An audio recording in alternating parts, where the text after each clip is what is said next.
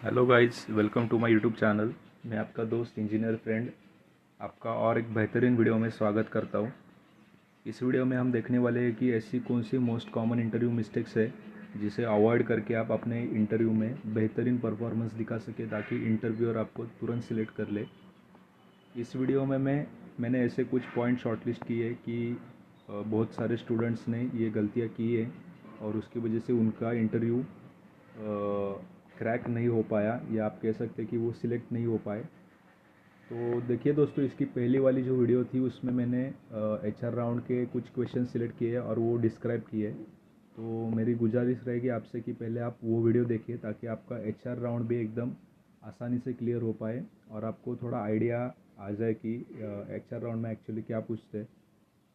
तो ये वीडियो का हम शुरुआत करते हैं। तो इसमें जो पहला पॉइंट मैंने लिया है वो है लॉन्ग CV। अभी लॉन्ग CV का क्या मतलब है मैं बताता हूँ आपको। आपको जो CV है उसमें आप अननेसेसरी डेटा ऐड मत कीजिए, जैसे कि आपका हॉबीज़ हो गया, आपको कौन सी लैंग्वेज आती है वो हो गई, या फिर आपका मतलब ऐसे जो अननेसेसरी है जो इंटरव्यू के लिए इतना ज़्यादा इम्पोर्टेंट नहीं है। अगर आप फ्रेशर हो तो ऑफ कोर्स मैं आपको सजेस्ट करूँगा कि आपका थोड़ा CV बढ़ने के लिए आप ये सब ऐड कर सकते हो।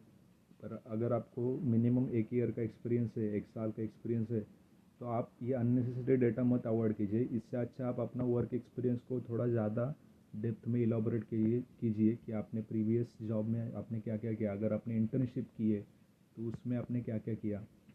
देखिए दोस्तों, ये मतलब एकदम कॉमन मिस्टेक है कि बहुत सारे स्टूडेंट नए नए होते हैं, उनको पता नहीं रहता CV में क्या ऐड करना चाहिए क्या ऐड नहीं करना चाहिए।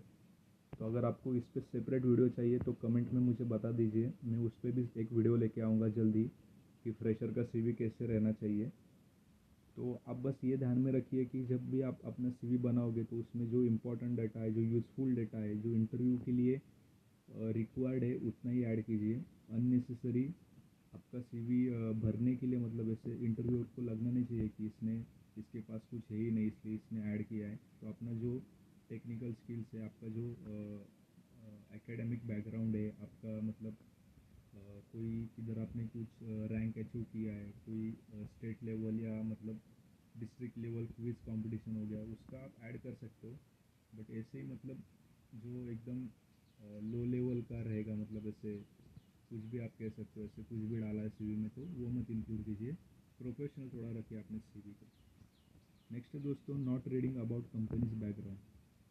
तो ये सबसे मेन मिस्टेक फ्रेशर स्टूडेंट करता है कि वो जिस भी कंपनी में अभी समझो आपको आप लास्ट ईयर में हो तो आपको बहुत सारी कंपनी आ रही है, 5 6 7, आपको बैक टू बैक इंटरव्यू रहेगी।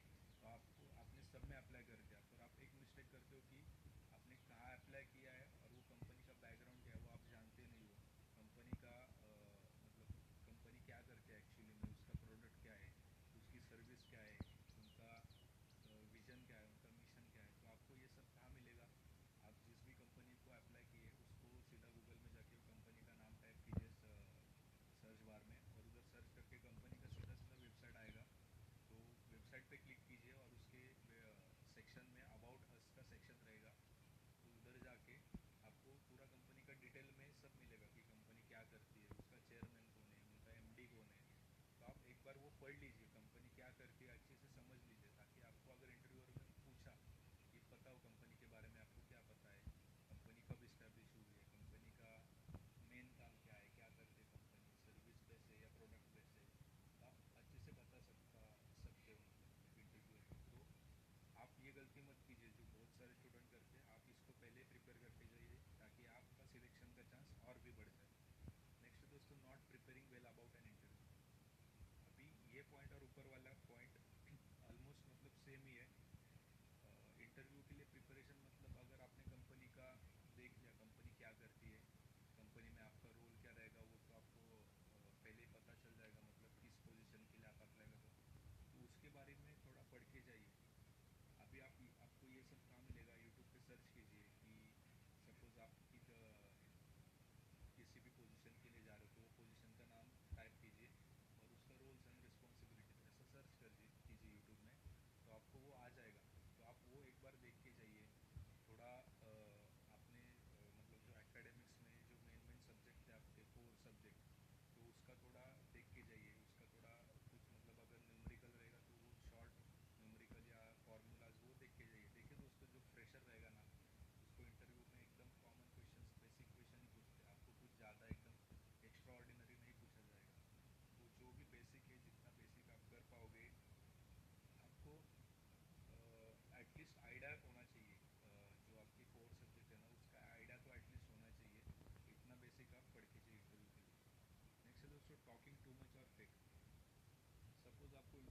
कोई क्वेश्चन पूछ लिया कि आपका प्रीवियस वर्क एक्सपीरियंस कैसा था या आपका इंटर्नशिप का एक्सपीरियंस कैसा था, तो आप इंटरव्यूअर को पता रहता है कि आपके सीवी में जो आपने एक्सपीरियंस आपने जो पुट किया है सीवी में, वो देख के इंटरव्यूअर को पता रहता है कि ये कैंडिडेट कैसा है, इसने क्या किया होगा। तो आप जो भी उसको बोलोगे, देखिए दोस्तों, आप तो उसके सामने एक इंटरव्यू दे रहे हो पर उसको हज़ारों इंटरव्यू लेने का एक्सपीरियंस होगा, तो उसको पता रहता है कि कौन सच बोल रहा है, कौन झूठ बोल रहा है। और अगर आप ज़्यादा ही उसके सामने बोलोगे, मतलब लिमिटेड बोलना रहता है, आप कुछ भी उसको मतलब ऐसे झूठ मूठ की कहानी बता के उसको मतलब ये नहीं कर सकते कि देखिए मैंने ये किया वो किया ऐसे किया। उसको भी पता रहता है कि एक फ्रेशर बंदा कितना काम कर सकता है। तो आप जो भी बोलोगे, जितना भी बोलोगे, सच बोलिए और अवॉइड कीजिए कि अननेसेसरी आप कुछ भी बातें कहिए उसके सामने। तो ये पॉइंट आप याद रखिए। नेक्स्ट है दोस्तों अननेसेसरी टॉक। अभी ये पॉइंट भी ऊपर वाले पॉइंट से रिलेटेड है। अननेसेसरी टॉक मतलब मैं आपको फॉर एग्जांपल बताता हूँ। अगर इंटरव्यूअर ने पूछा कि आपका tell me something about yourself, तो आपको उसमें क्या क्या बोलना है। आपका नाम, आपका क्वालिफिकेशन, बैकग्राउंड, आपके फैमिली में कौन है, और अगर आपके मदर फादर वर्किंग है तो उनका वर्किंग बताना है। अगर आपकी मदर हाउस मेकर है तो वो बताना है। आप अननेसेसरी बताओगे मैं यहाँ रहता हूँ, मैं गांव से आता हूँ, मेरा भाई ये करता है, मैंने पहले ये किया, फिर मेरा कुछ अलग करने का मन था इसलिए मैं इंजीनियरिंग में आया, तो ये सब नहीं बोलने का इंटरव्यू में। जितना आप एकदम मतलब वर्ड टू वर्ड बोलोगे, जो सीवी मतलब फॉर एग्जांपल सीवी देखने की इंटरव्यूअर को ज़रूरत ना बोले ये क्वेश्चन में tell me something about your self में। आप इतना ही बोलिए कि इंटरव्यूअर को वो अच्छे से समझ में भी आए और उसको सुनने में भी अच्छा लगे। और मिनिमम वर्ड्स आपको यूज़ करना चाहिए जो कि इंटरव्यूअर को पसंद रहता है। नेक्स्ट दोस्तों, reaching late for an interview.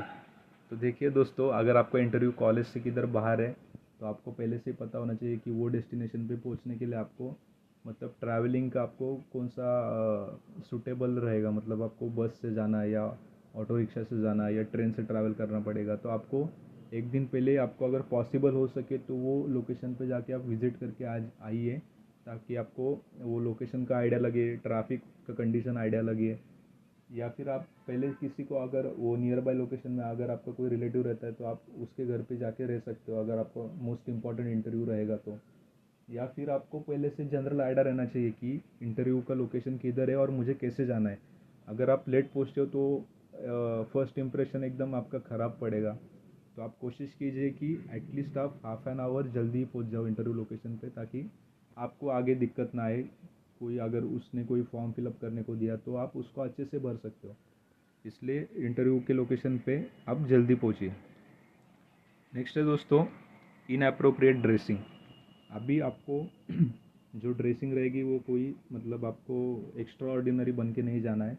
Simple एकदम जो लाइट कलर का शर्ट रहता है और उसको जो सूटेबल पैंट रहेगी वो आप वो पहन के जाइए। मैं आपको एकदम बेसिक बताता हूँ। वाइट शर्ट और ब्लैक पैंट और फॉर्मल शूज़ ये पहन के जाइए। ये बेस्ट कॉम्बिनेशन रहता है इंटरव्यू के लिए।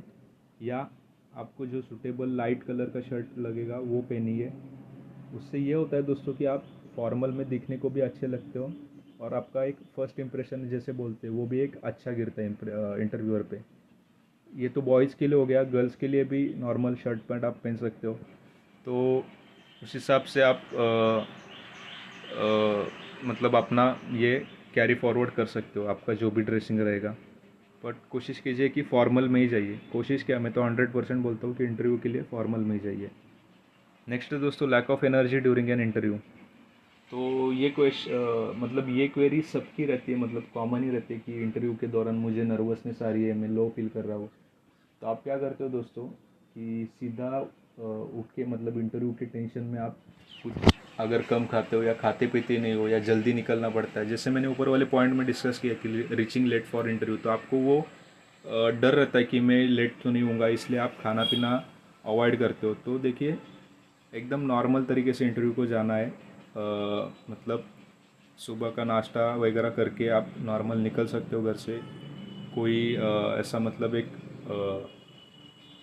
क्या कहते हैं आप उसको, प्रोटीन बार रखिए साथ में, ताकि वो आप जल्दी से खा के पानी पी के फिर इंटरव्यू के लिए रेडी हो सकते हो अगर आप लोकेशन पे पहुंच गए होंगे तो। मतलब आपको डरना नहीं है, नॉर्मल जाना है, कुछ नहीं, इंटरव्यू एकदम नॉर्मल रहती है।